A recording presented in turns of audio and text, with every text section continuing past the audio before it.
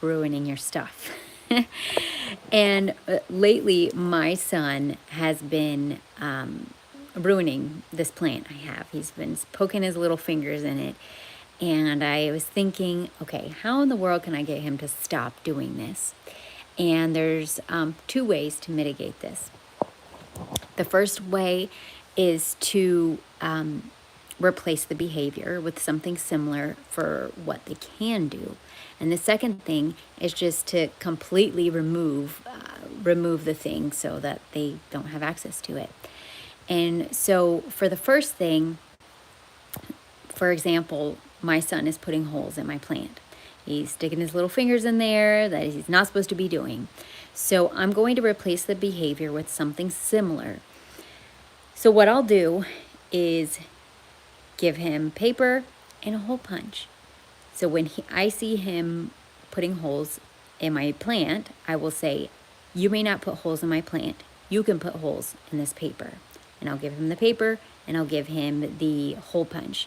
And it's a really cool hole punch that I have.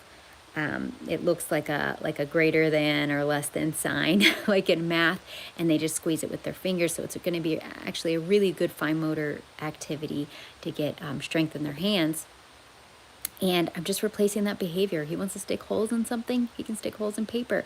And if he doesn't want to use a hole punch, I mean, he can use pencils or try to use his finger to stick holes in paper as well, because that's going to be closer to the activity that he's doing to the plant.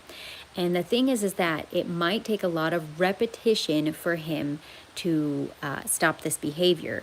And kids need a lot of repetition. So it's not going to be 1 time or 2 times or 5 times or 10 times that you tell them, especially if they're young toddlers, like 2 and 3 years old.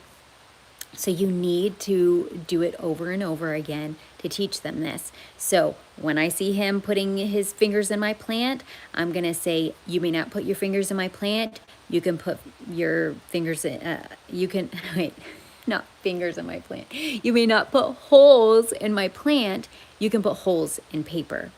And so I'll give him the paper and give him the hole punch. Again, I see him putting his fingers in my plant, putting holes in my plant. I'm going to give him the paper and say, you may not put holes in my plant. You can put holes in this paper.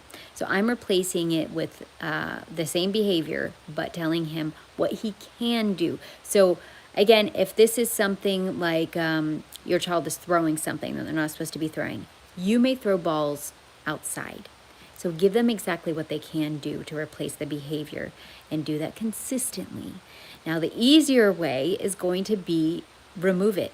The easiest way for him to stop messing with my plant is going to be removing the plant and putting it somewhere that he can't reach it. Okay?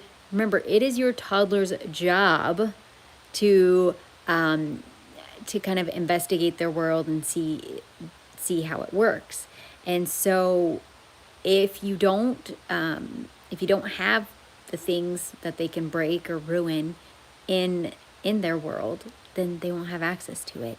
And I learned this by the red Sharpie incident of 2023. So I was cooking dinner and my son was really quiet. And I walk out and I'm like, okay, what is he doing? And I see on my bar stool that there's a red Sharpie on it. I'm like, oh Lord. And I look on the floor and there's red Sharpie on the floor.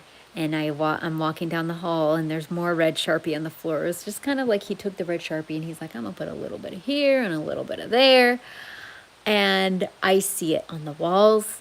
I see it on the carpeted stairs, and I'm walking further down this hall until I get to my office, and it's on the glass door, it's on more walls, it's on my file cabinet, it's like really in the grout of my floor. And so now what do? I don't have red Sharpies or any Sharpies available that my toddler can reach, because he cannot have things within his reach, especially if they're detrimental to my walls and my things, right? So I learned from that, if you don't want them to ruin your stuff, then don't have the things around that's going to allow them to ruin your stuff. And I want to reiterate about I want to reiterate about the repetition of things. So I must have made like I made a really bad parenting mistake the other night, because I was putting my son to bed and we sing this Cars song that I made up, and it's a counting song, and I decided to be silly, and I said the wrong number, because I'm like, I wonder if he's going to notice that I say the wrong number, because he knows how to count.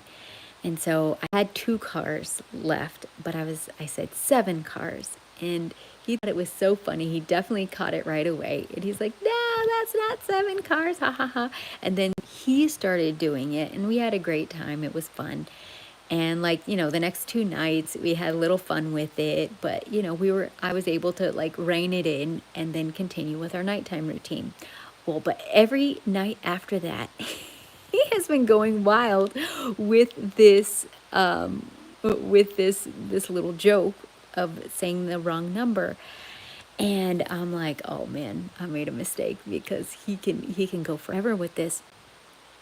And at one point I was like, you know what, let me see how long it takes for him to get tired of this. And so he would be singing the song and he would say the wrong number, and I'd say, what? That's the wrong number. Or, what? There's only 2 cars, or, whatever the case is. And I thought, how many times is it going to take him until he gets completely tired of this little charade that we're putting on? And it was 30 times.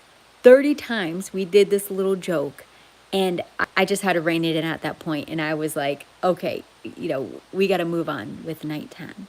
So that just shows how much repetition a child can take. So that goes back to the first point of repetition and replacing the behavior with something else. It's going to take a lot of repetition for your toddler to change their behavior. So again, it's not going to be the first time or second time that you tell them, or the 5th time that you tell them, or even the 10th time that you tell them.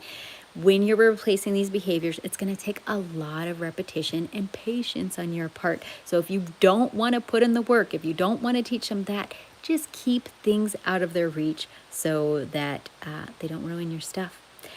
And that is what I have for you today. Ask me in the comments, what are your the tricky behaviors that your child has that you would like for me to speak about? Or if you have some tricky things, like they're ruining the stuff, and it's not an option for you to move it somewhere or keep it out of their way, you just ask me in the comments, and I promise I will answer every single one of them, so I can help you with those tricky behaviors. So anyways, have a fantastic day, and I'll speak to you later. Bye.